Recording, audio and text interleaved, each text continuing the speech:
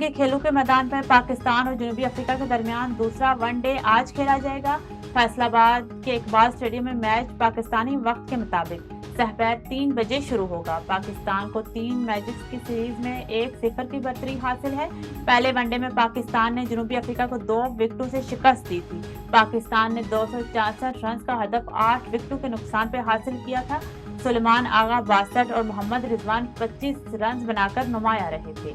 मकबूजा कश्मीर में क्रिकेट के नाम पर इंटरनेशनल खिलाड़ियों के साथ फ्रॉड हो गया। मीडिया रिपोर्ट्स के मुताबिक IHPL के नाम से टूर्नामेंट में बैनुल अक़वामी खिलाड़ियों को मदऊ किया गया, जबकि शान मार्च और शकीब अल हसन ने मदऊ करने के बावजूद टूर्नामेंट में शिरकत से इनकार कर दिया था। लियारी फुटबॉल एकेडमी ने अपने शानदार खेल का तसलसल बरकरार रखते हुए सेंगा कप 2025 के सेमीफाइनल में जगह बना ली। सेंगा कप में जारी एशिया के सबसे बड़े यूथ फुटबॉल टूर्नामेंट के बॉयज अंडर 16 इवेंट में एकेडमी की टीम ने फाइनल 4 में रसाई हासिल की है।